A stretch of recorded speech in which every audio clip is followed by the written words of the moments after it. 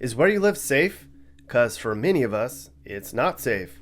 Sure, crime had been going down a lot since a peak in the mid-1990s, but a recent spike has a lot of police agencies scrambling for a solution. If you live in a big city or near one, chances are you're pretty close to a danger hotspot, and even if you know which parts of town to stay away from, the crap can sneak up on you at any time. Today, we're going to visit the most dangerous place in every single state.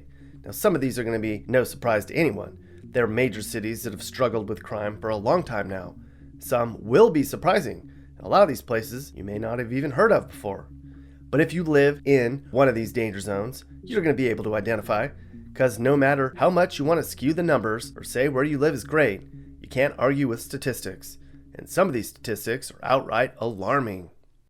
Well, we have a lot of ground to cover, so we should probably get going, right? We have to go to every single state. Plus, we don't want to stay in one place too long, because then we're going to be a target for all the criminals.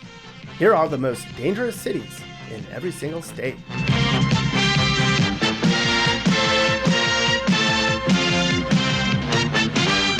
We're going to begin in Alabama. It's a dangerous state as a whole, but here in Fairfield, things are really bad. Look at the place.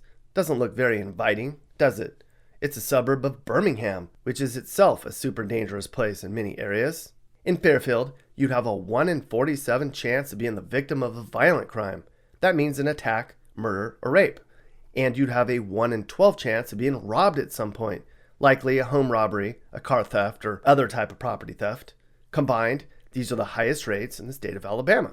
Now that's the basis for how we're going to judge each and every city in every state. We're measuring the total number of all crimes and measuring them against each city's population. Because while you might have a bunch of really bad crimes happening in a place like Birmingham, it's a big place, so crimes don't stand out as much as they do in smaller places like Fairfield. Here's another example of how a small town can really magnify crimes. We're in Kenai, a little coastal town with great fishing. It's not too far away from Anchorage geographically, but it's Alaska, so getting anywhere takes forever. There were 2 murders out here in this little Gulf community, and 500 or so thefts. This place has seen a noticeable uptick in such crimes over the past few years. Stuff like vehicle thefts, vandalism, trespassing, and larceny. That's a fancy word for saying somebody stole something from you. Down in Arizona, we have Globe, which is way out in the middle of nowhere up against a Native American reservation. Here, there weren't any murders, thank God, but 1 in 14 people had something stolen from them, and 1 in 50 people was physically assaulted. 1 in 50 people. And crime up here is up 25% year over year.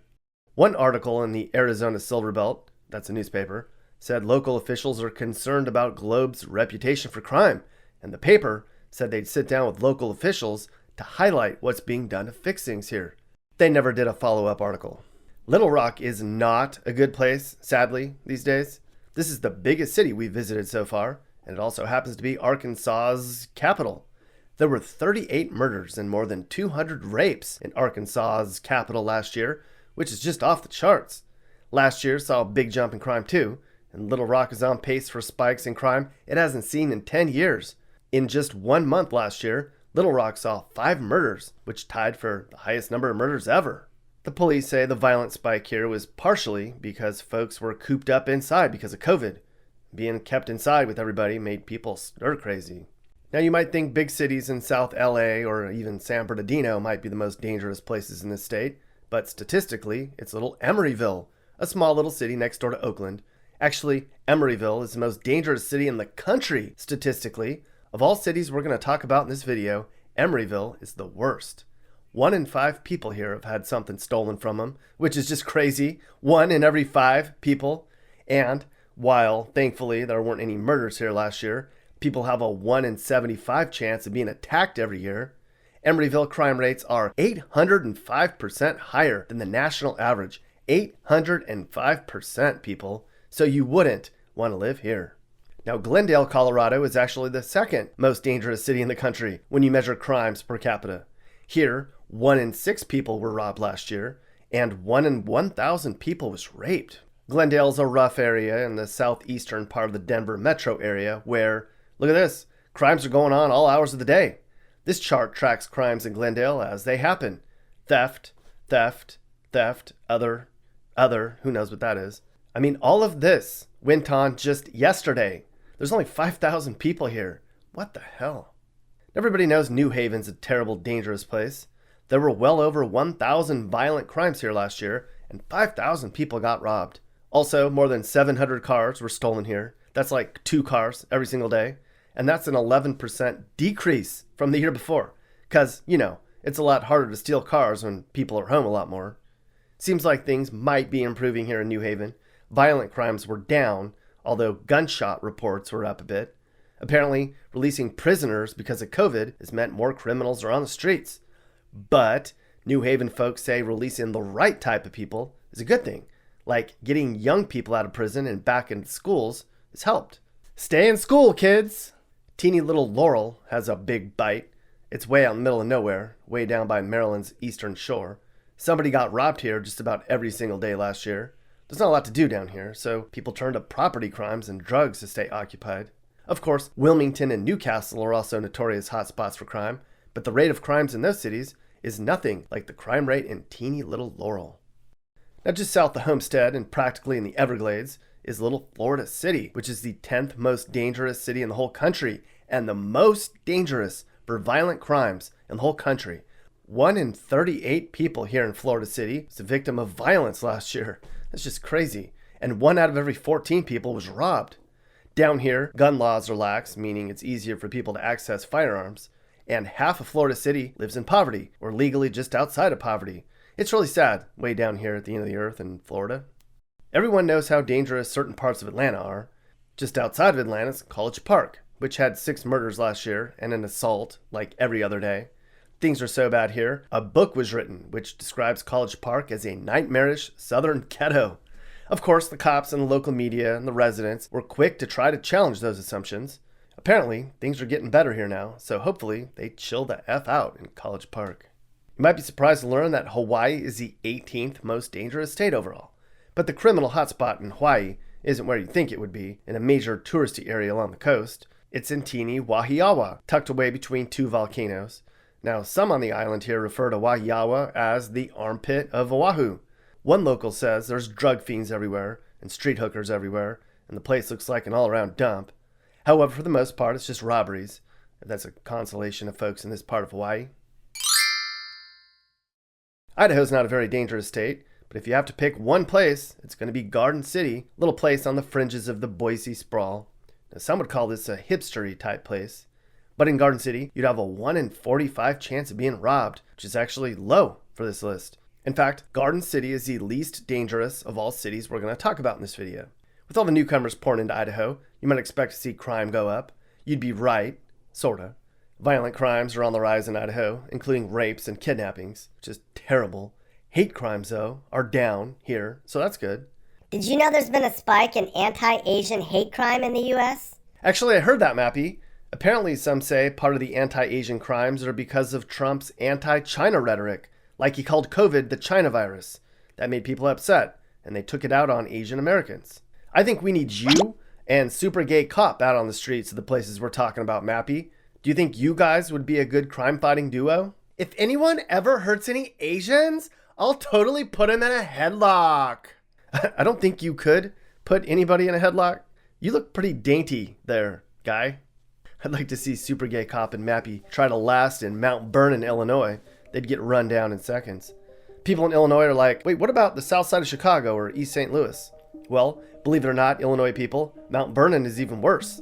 Somebody got beat up in this little community every other day, and 3 people got killed here last year. Now, I know that doesn't sound like a lot, but when you measure it against the total number of people here, it is. This little place has the 4th highest crime rate in the state and the 3rd most robberies per capita. Little Mount Vernon, way out in the middle of the state, somewhere along I-57. Just skip that exit and keep driving if you're in that area.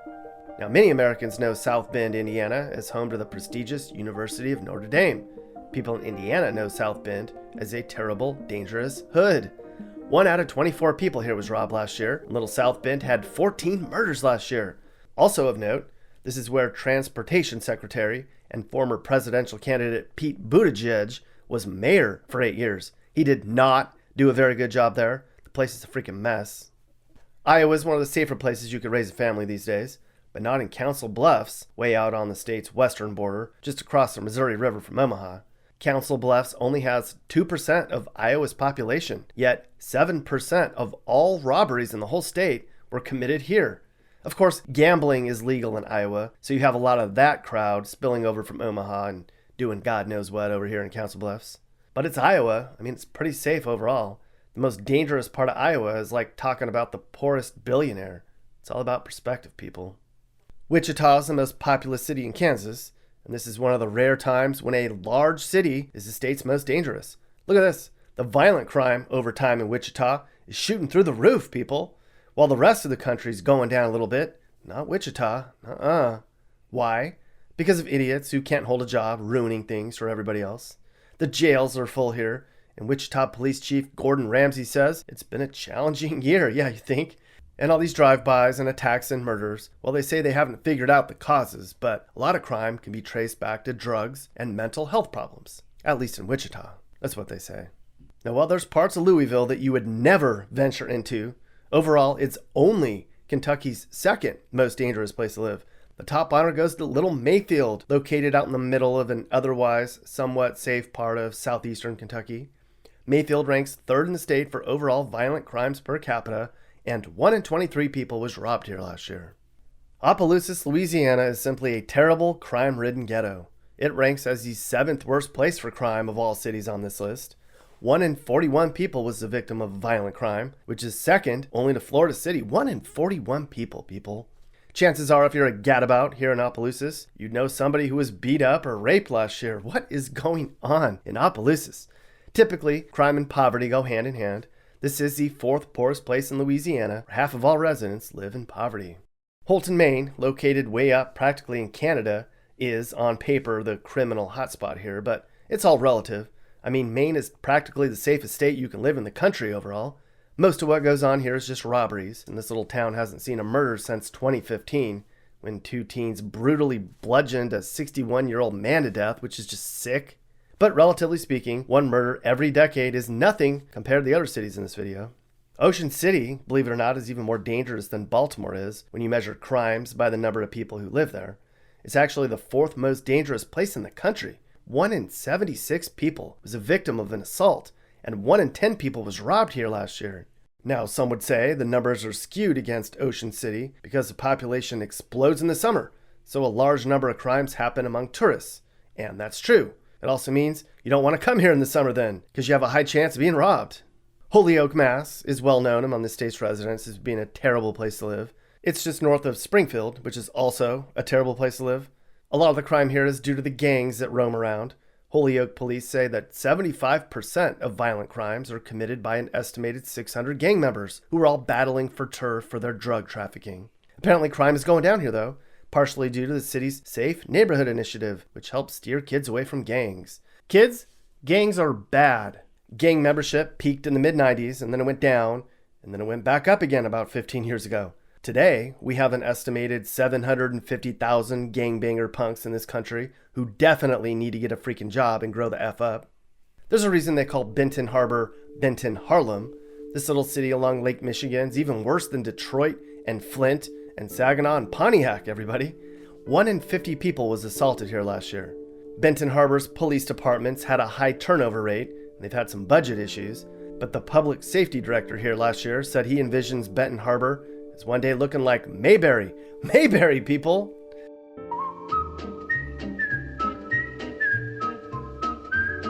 Now, I hope they turn this place around and all, but they'd have to completely transform the type of people who live here if they want Benton Harbor to one day look like Mayberry. Bemidji, Minnesota has been challenged for years now.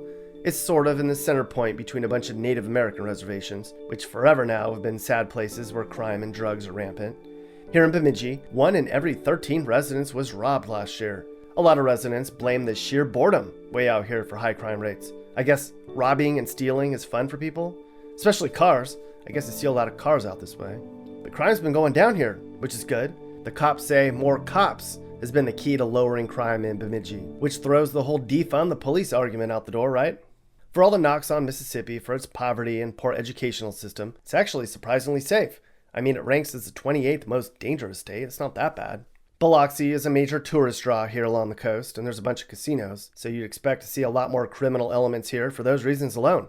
More than 2,600 people were robbed in Biloxi last year, which is about 7 people a day. What the hell? Springfield, Missouri is even more dangerous than St. Louis is, although St. Louis has far more murders than Springfield does.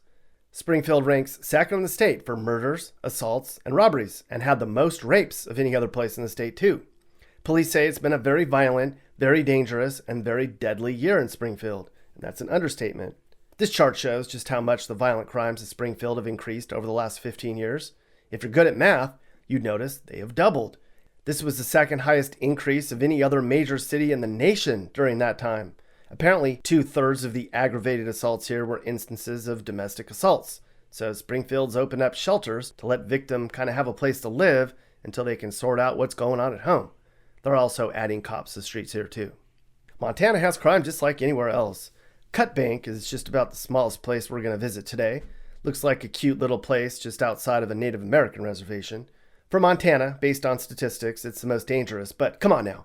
There were 36 violent crimes here in all of last year.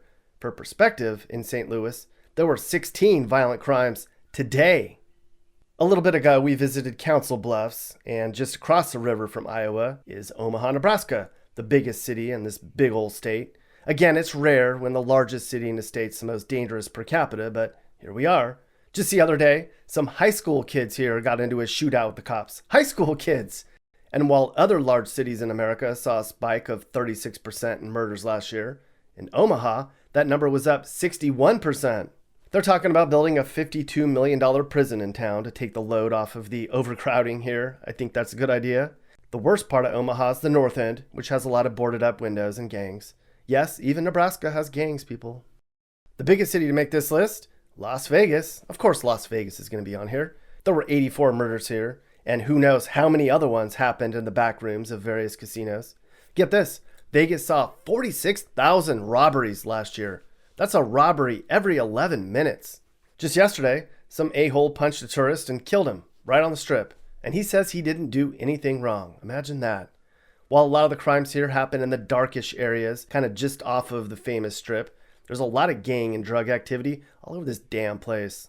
New Hampshire is the safest state of all states. So Rochester ranking as the most dangerous doesn't really mean it's actually dangerous, but we had to pick somebody.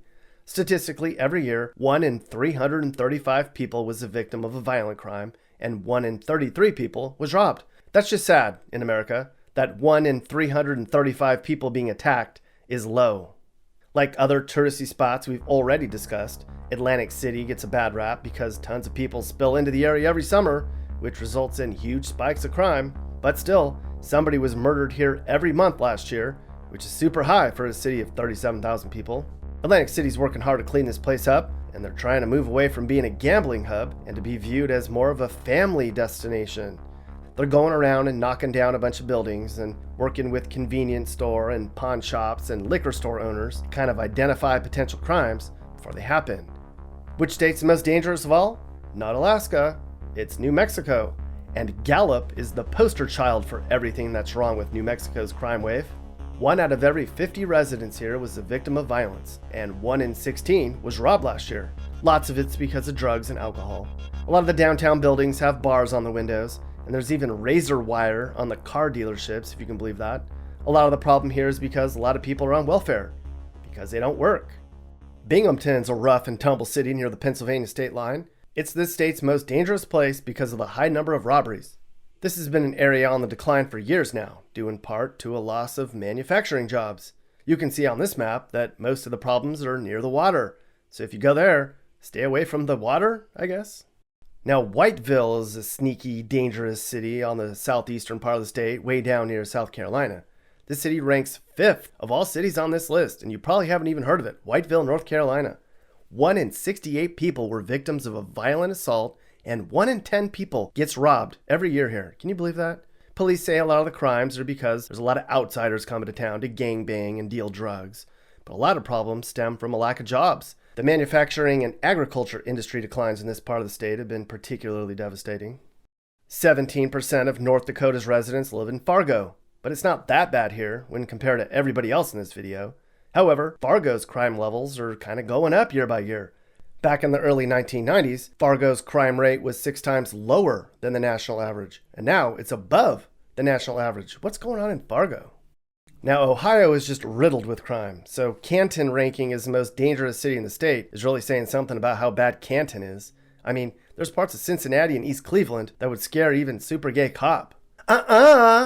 Every day here, 3 people are beaten up, and a lot of Canton's problems mirror those of many other struggling Ohio communities, which saw a big drop in manufacturing and other blue-collar jobs. Today, drugs have taken hold on thousands of Canton's residents, and a third of the city lives below the poverty line. That's a big reason for the 3,700 property crimes that plague this city every year, and another reason Ohio is the 8th fastest shrinking state in the nation. Oklahoma is in the top 10 for crime among all U.S. states, and Tulsa has been a center point for a lot of criminal activity. 1 in 17 people were the victim of some sort of crime here. The North End was notorious for being a really bad area, but now apparently all the problems are on the city's south side. Criminals just kind of move around. That's why they're hard to stop. They don't ever sit still long enough to whack them with a shoe. Way out along the Idaho state line is the smallest city in eastern Oregon you may have not even heard of. Ontario, Oregon has the second highest rate of rapes, second highest rate of burglaries, and the highest murder rate in the state. Way out here in the middle of nowhere, Oregon. Of course, Portland has become a terrible, terrible place for crime as well. Folks are leaving Portland in droves because of a spike in crime due to things like drug use, a homeless population spike, and less police intervention. Got to figure it out, Portland. Sure, there's neighborhoods in Philadelphia, which are some of the worst hoods in the whole nation, but Chester, on the southern fringes of Philadelphia, is actually worse per capita, believe it or not. Here, there were nearly 2 violent attacks every day and more than 1,000 property crimes. That's a lot for a city of 34,000 people. The number of violent crimes here is more than double of any other place in Pennsylvania, even Reading. And this is despite the fact that they've increased the police budget here. Incidentally, 1 in 5 Chester residents doesn't work. Imagine that. Here we are in the capital of Rhode Island. Most of the crimes happen within certain pockets of Providence, such as the city's Olneyville, Elmwood, West End, or South Providence neighborhoods. Some of the violence here is traced to a feud among local gangs, but there is stuff happening all over here now in areas that were once safe. Recently, a man was shot and dumped into a park here. Somebody else was stabbed to death in the food court of the mall. What the? A man was stabbed and left for dead at a fire station in town, and shots were even fired at people near the home of the city's mayor. What is happening in Providence, and what in the hell is happening in America? Of course, Myrtle Beach is a crazy place for robberies and assaults in the summer months, but little rednecky Darlington is the place with the highest crime levels in this state. 1 out of every 12 people was victimized by a robbery or a theft here, which is like every 3rd home on every block. This Darlington man, take a good look, was arrested the other day for throwing an 83-year-old woman to the ground and taking her purse. He deserves far more than what the criminal justice system is going to give him. The smallest city to make this list is teeny Flandreau, way out on the Minnesota border and home to the Flandreau Indian Reservation. There really isn't much here except a big casino. That's probably why the crime rate's so high. All those crazy gambling people desperate for more money to jam into the machines. If Memphis wasn't on this list, you probably doubt the statistics used to compile it. There were 323 murders here last year, which is by far an all-time high. Last year didn't start off very well. On January 2nd, an 18-year-old woman was found stabbed to death on a major intersection in town in the middle of the day. A total of 30 kids were killed in Memphis last year. 30 kids, everyone. In total, 1 in 53 people was victimized by a violent crime, and 1 in 16 residents had something stolen or damaged. Memphis is actually always mentioned as one of the most dangerous places to live in the country, not just in Tennessee. It's just out of control here. On the northern fringes of the Houston metro area is Humble, home to 16,000 residents who have to lock their doors in the daytime. 10% of this community gets victimized every year by a robbery or a theft. Car thefts are a big deal here. Now, when you measure Humble against every other state's most dangerous cities, it's the 5th highest of all of them. Look at this eye-opening ranking. Humble is safer than 0% of all other U.S. cities. None of them. Utah is below average for crime and pretty much the fastest growing state in the nation as of this writing. If you move there, avoid South Salt Lake, which is south of Salt Lake City. Here, sadly, exists the highest number of violent crimes per capita and the second highest number of robberies in the state. Look at South Salt Lake compared to the U.S. average. It hasn't really gone down that much. And they had 6 murders in this little city a couple years back, too. To thwart those numbers, South Salt Lake, in part, reduced the number of liquor licenses they issued last year. I guess if you take away people's booze, they're not going to commit crimes. Like the rest of New England, Vermont is really safe. But St. Albans is kind of a sore spot. It's a pretty little place way out by the Canadian border, but it's not that bad compared to the rest of the nation. But we had to pick one. Now, Portsmouth, though, is a super bad place for crime. Just about 1 in 100 people falls victim to an aggravated assault every single year. It's also the sheer number of stupid robberies here, too. Portsmouth has 1% of Virginia's population, but has 6% of all burglaries every year. 6%, people. Little Tukwila, Washington is certainly well known among Washington residents. It's about halfway between Seattle and Tacoma. The crime rate here is 7 times above the national average. This is also the third most dangerous place in the whole country, where 1 in 6 people was a victim of some sort of robbery. There were 500 car thefts here, and there's only 20,000 people. So how do people get to work? They don't. Poverty is a big deal here. Now there's a little holler way out in the middle of the Appalachian boonies. That's home to West Virginia's most dangerous place, Little Moorfield. There's a lot of robberies out here, likely to feed a drug habit. But no one out here has any money, so it's the poor stealing from the poor, which is totally sad. Or they're stealing from Walmart. Yes, there is a Walmart in the middle of West Virginia's woods, which is also totally sad. Wisconsin, Beloit, or Betroit. That's what they call it, not me. It's way down near the Illinois border. They lost a bunch of jobs in this part of Wisconsin, so there's a lot of poor, desperate people who use drugs. And part of the problem is all the Illinois welfare seekers who move up into this part of Wisconsin looking for better bennies. Well, Wisconsin people don't like that very much, ruining their state like that. Can you blame them? And finally, we come to Wyoming. This whole state's pretty laid back. Most of the bigger cities are pretty safe and sleepy more than anything else. And just about everyone here packs heat, so criminals are afraid to break and or enter. But when you measure the worst of all Wyoming cities in terms of crime, it's little Riverton within the Wind River Native American Reservation that has it the worst. There were actually 3 murders here in this little town last year. Shame, shame, shame on you guys. So there we go. The most dangerous place to live in every single state. Some were big cities, and some, like the one we just talked about in Wyoming, are teeny places to live. We're never going to see crime end completely. I mean, we'd be lucky just to see crime go down in this country. We have way too many selfish, stupid, lazy, and crazy people in the United States. Too bad we can't just put them on a rocket to the moon. They can rob and steal and kill each other far, far away from the rest of us. Can we start a GoFundMe for that? The criminal shuttle thing? Email me. Hey guys, so if anything I just talked about upset you or made you sad or mad, well then do something about it. Call your local leaders and demand change. Chip in and help those in need. Make your community better, because communities don't get better without hard work and determination. America's a great place. It just needs some more love and pride. This is Sage, Nick's manager. This has been a Corner House Entertainment production.